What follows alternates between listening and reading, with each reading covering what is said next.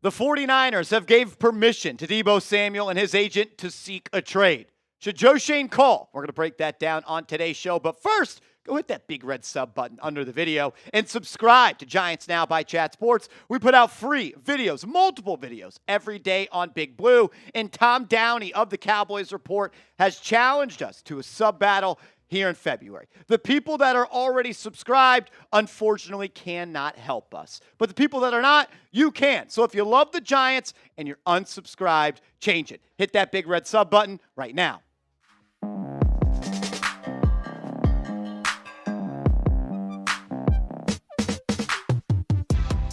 Welcome into New York Giants Now by Chat Sports. I am your host, Marshall Green. On today's video, we're going to go brick by brick to try to figure out the answer of should the New York Giants trade for Deebo Samuel Sr. That's what the kids are calling him this year. Adam Schefter with this bombshell says the 49ers have granted Deebo Samuel and his agent, Tony Dandy, permission to find a trade partner for the wide receivers. Samuel told ESPN. This comes after Samuel asked San Francisco to trade him during the players' exit meetings after the season. The quote was, "It was a hard conversation to have with Kyle Shanahan because of the relationship that we have," Deebo said, "but I have to do what's best. I'm more than thankful for the Niners giving me the opportunity of a lifetime, but now I think it's best that we find another team." And that's weird. Star receiver looking for a trade. Jordan Hernan said this, "I expect the Giants to add a significant weapon via free agency or a trade." Question I got to ask myself, and as I was scripting today's show is Deebo Samuel still a significant weapon? Let's break it down. The 29-year-old is not the player that he once was. He is someone, though, that I think could still play. Let's go back to the trade deadline. When Pittsburgh had discussions about trading for Deebo Samuel last offseason, there was discussions at the trade deadline of Deebo being moved, and this is not the first trade request that Deebo Samuel has had. For any team that is trading for Deebo, though, they would likely be having to come to an agreement on a new contract extension for the star wide receiver. Some things I still really like about Samuel's game. His play strength. I mean, when the ball is in his hands, he's still a playmaker, and he usually does not go down on first contact. He runs like a running back. He is a true weapon out of the backfield as a receiver, but also on bubble screens, just handing him off the football. His run after catch ability is still really good. He's a great run blocker as well. I know that's not something you usually pump up as a wide receiver, but this is a guy that can go out and be a difference maker in the run blocking department.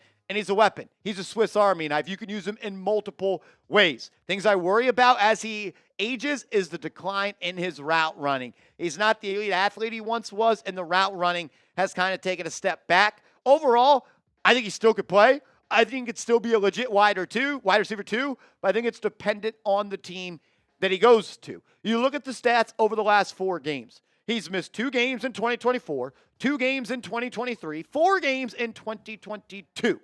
So in the last 3 years, he's missed a good chunk of time.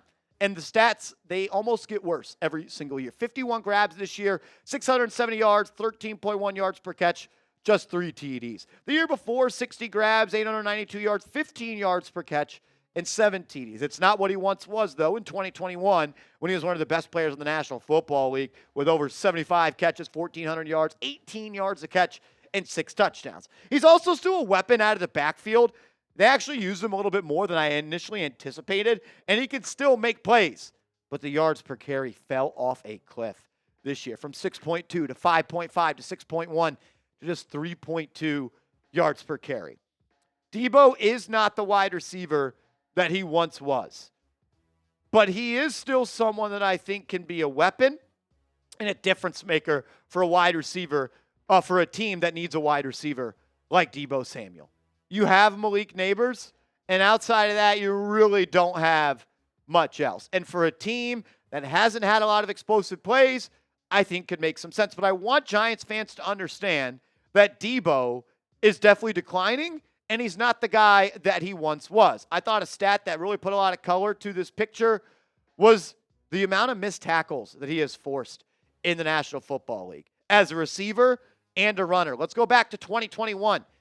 He missed where he made tacklers miss as a receiver 27 times in 2021, 28 times as a rusher, then 36 the next year, and 23, then 33 and 22 this year, just 15 times and 10 times. And then his yards after catch also goes down, it seems like, every single year, from 10.8 to 9.6 to 8.7 to 8.2.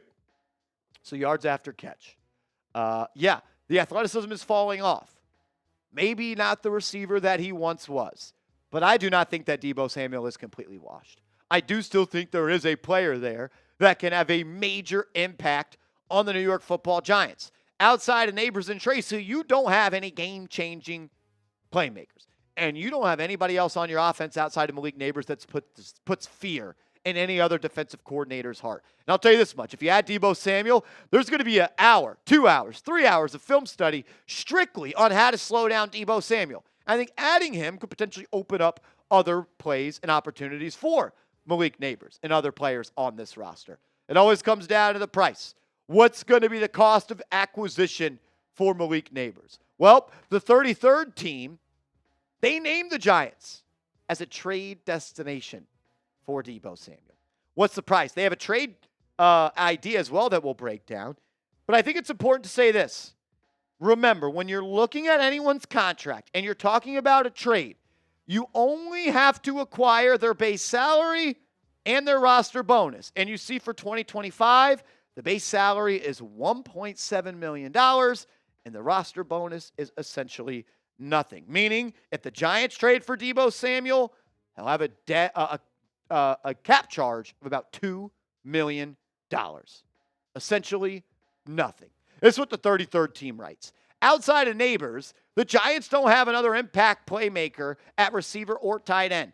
Darius Slayton's a free agent, and while Wan'Dale Robinson had just 1.21 yards per route run despite significant volume in the slot in 2024, they can't have a rookie quarterback trying to force feed one target, even one as talented as Nabers. Adding a safety blanket underneath and a veteran like Samuel is the perfect way to settle down a rookie quarterback early in their career, especially with a coaching staff led by Brian Daboll.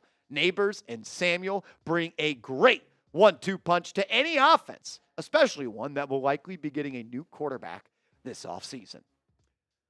Maybe I'm stuck in 2021, 2022, 2023, 2024, and I have all the stats in front of my face that tell me Deebo Samuel has declined. But it'd be kind of chills if Deebo Samuel and Malik Nabers were the 1-2 punch for the New York Giants at wide receiver. Two game-breaking weapons. Two weapons that put fear in the hearts of defensive coordinators. And two weapons that are some of the best at their position. Again, what's the price? And according to the 33rd team, not much. I'm going to be honest, guys. If this is all it takes to trade for Deebo, you give up pick 65, the third-round pick number 1 of the third round, and you get back Deebo and a fourth-round pick, so you don't even lose a draft pick and you add Deebo. Would you make this deal? If John Lynch called you and you picked up the phone and said, yo, we'll give you Deebo in New York, just give us pick 65, and I guess we'll give you back pick 112. So you drop down 57 spots. 57 spots in the draft. And you at 47? 47. Even better. Even better. That's why I failed college algebra. Type A for accept, type D for decline. If you can't tell, yeah, I'm accepting this trade. I am. $2 million, 47 spots down in the draft, and you add Deebo Samuel, yes, you're going to have to give him a new contract. But I think Deebo even knows that it might be better for him to wait a year and play really well and then ask for a contract. Because he did not play all that well this year. And he did not play all that well the prior year. And on top of that, imagine all the targets Wan'Dale Robinson got last year and then just put Deebo Samuel in that spot. Like, no disrespect to Wan'Dale. Deebo Samuel is about 4 levels up as a player as Wan'Dale Robinson.